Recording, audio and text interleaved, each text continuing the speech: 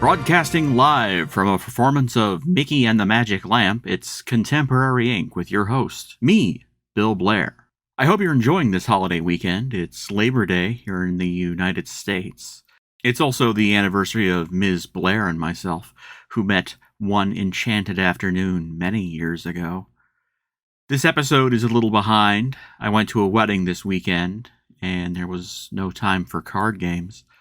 The happy couple is off for a romantic honeymoon in Aruba, and I wish them a long and happy life together. If you haven't been able to find cards, you're not alone. I haven't been able to find cards either. I haven't been able to find anything. Deck protectors, playmats, nothing, just empty shelves.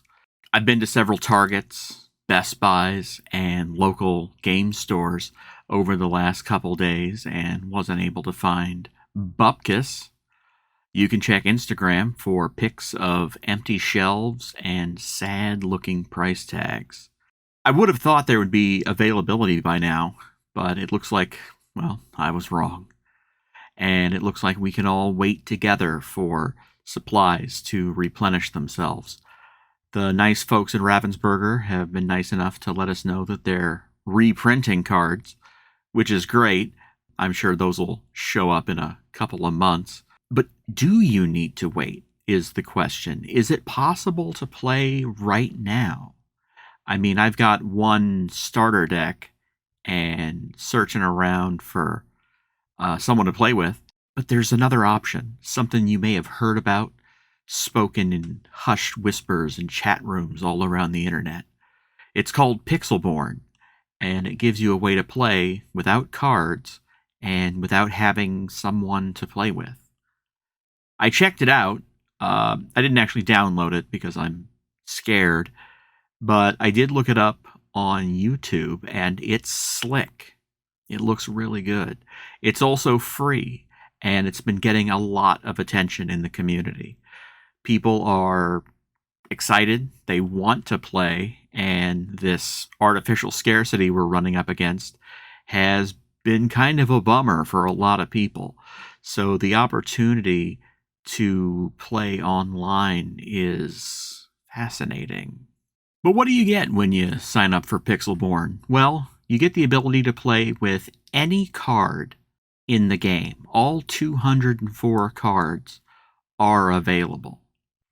And without the need to buy them, you can have as many of them in your deck as you want.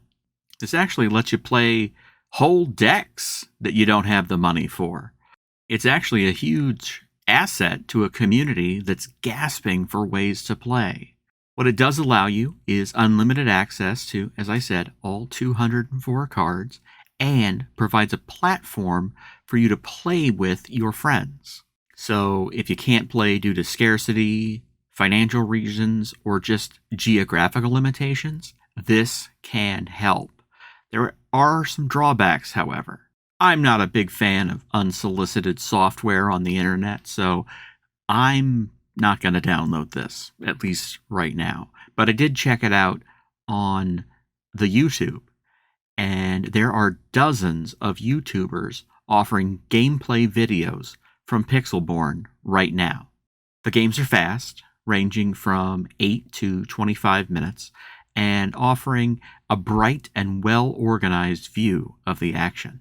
Experienced players will find the gameplay fast and easy to follow. All the images are scanned from the cards, the numbers and symbols are easy to see.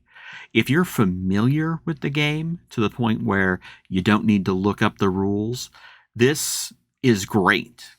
Newer players, however, will find the action fast, almost frantic.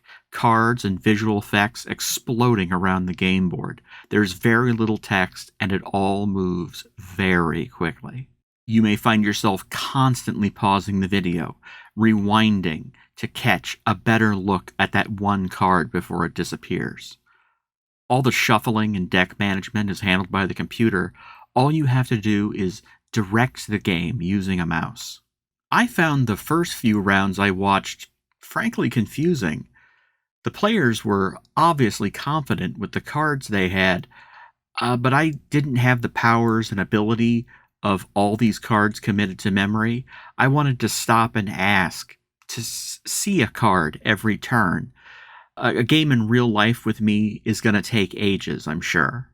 While I don't feel Pixelborn is something that's going to be welcome in my house, I think it would offer a useful tool for prototyping decks, experimenting with expensive cards, and playing with your friends far afield. I don't see much use for it in my situation, but maybe I'll give it a try. One thing that did come up while I was watching these videos is use after use of names for the decks that I was simply unfamiliar with. The decks that these players use are often named by the type of play that they offer. These conventions don't seem limited to Lorcana. They come from games with different strategies that have remained popular across various systems. For example, an aggro deck is aggressive and aimed at early wins.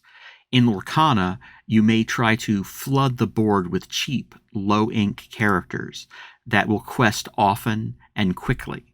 Control decks aim to manipulate play, drawing the game out and forcing the opponent to run out of resources, ending in a win for you. Mid-range offers a combination of approaches where you hold off till the mid-game, keeping your opponent from scoring until you can clinch the win. Magic, Hearthstone, and Soulforge all offer gameplay that fits into these categories. So does Lorcana. Amber offers you a wonderful choice for an aggro deck, with the most 1 to 2 ink cost characters, 8 in total. Combined with a massive amount of healing cards, this can mean a lot of little characters running around, questing early like crazy before the opponent knows what's happening. Amethyst gives you a glut of draw power, granting you early access deep down into your deck while your opponent is still using their initial hand. Emerald boasts some serious questing ability, letting you go after it with the most 2 and 3 ink cost questing characters in the game. Check in here for serious mid-game scoring.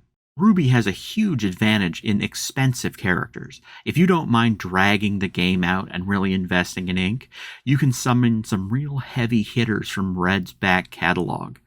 These expensive cards aren't just pretty to look at, they're going to challenge like crazy in their base, killing their dudes. Sapphire, on the other hand, offers a huge ramp advantage.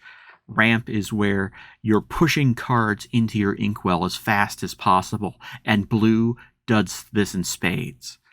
Sapphire also boasts my favorite art from the whole set, Belle, Inventive Engineer.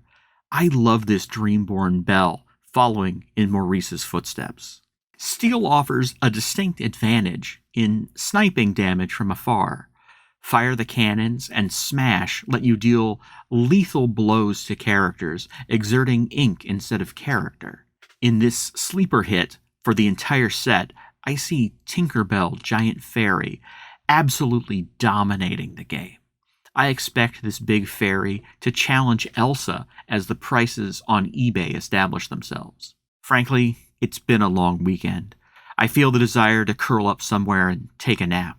But do you think if I made my way to the disused Fantasyland Skyway station, I could catch a few Z's before a cast member kicks me out? I think I'll try. And then maybe after I can go for a turkey leg at Edelweiss Snacks. That's all for this week. And as always, ashes to ashes, funk to funky, we know Mr. Toad's a junkie.